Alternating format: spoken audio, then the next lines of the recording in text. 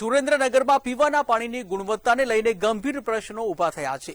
નર્મદા કેનાલમાં સફાઈ વગર પાણી છોડાતા આવતા જે 3 લાખથી વધુ જનતાના આરોગ્ય ઉપર ખતરો મંડરાઈ રહ્યો છે। જ્યાં ઢાંકી પમ્પિંગ સ્ટેશનથી લઈને ધોળીધજા ડેમ સુધી નર્મદા કેનાલના રિપેરિંગ પાછળ કરોડો રૂપિયાનો ખર્ચ કરવામાં આવ્યો છે। જો કે કેનાલની યોગ્ય સફાઈ કરવામાં આવી નથી। કેનાલમાં મૃત પશુઓના કંકાલ, કચરો અને માટી મિશ્રિત પાણી સીધું ધોળીધજા ડેમમાં પહોંચાડવામાં આવી રહ્યું છે અને જેને કારણે કોલેરા સહિતના પાણીજન્ય રોગચાળાનો ભય ફેલાયો છે।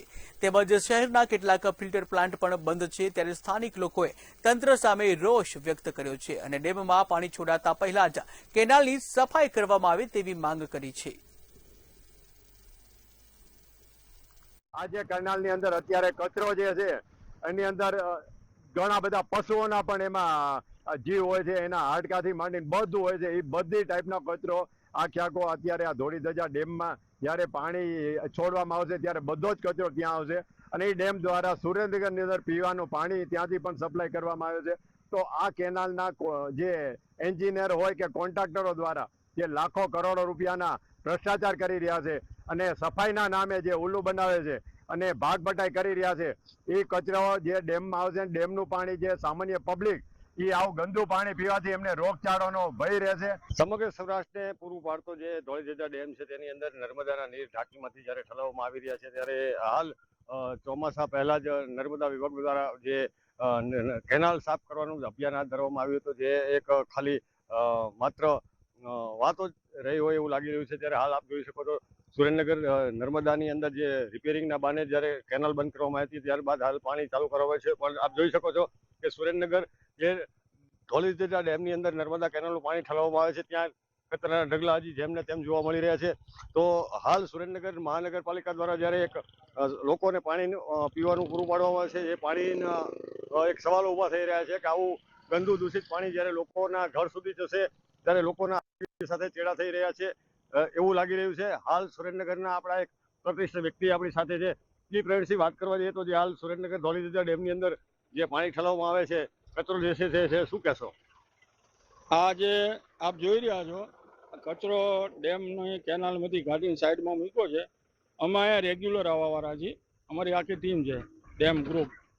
ઘણા ટાઈમથી આ કચરો જોવામાં આવે છે, કોઈ પણ જાતની કામગીરી હવે થતી નથી અને જો 2-5 દિવસમાં પાણી આવશે તો આની શું દશા થશે એ લોકોને એક જવાબદાર અધિકારી તરીકે જે લોકોએ કામગીરી કરાવે છે એને ધ્યાન રાખવું પડે।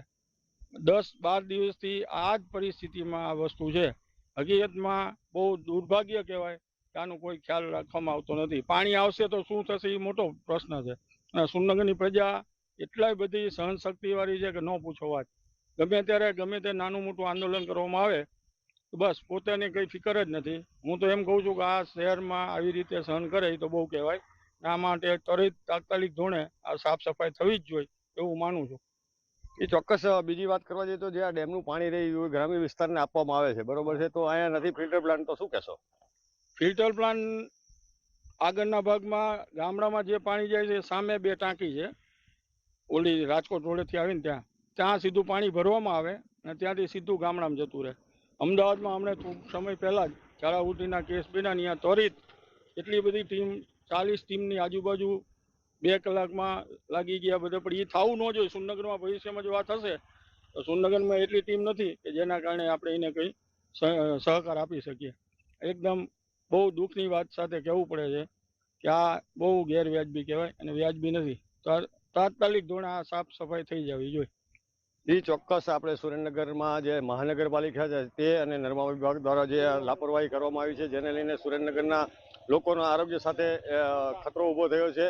તો સત્વરે તંત્ર દ્વારા આના પગલાં લઈને નર્મદા કેનાલ જે છે કચરો છે સાફ કરવા આવી લોકોની માંગ છે। સુરેન્દ્રનગરથી અશોક રામી, મંત્રી ન્યૂઝ।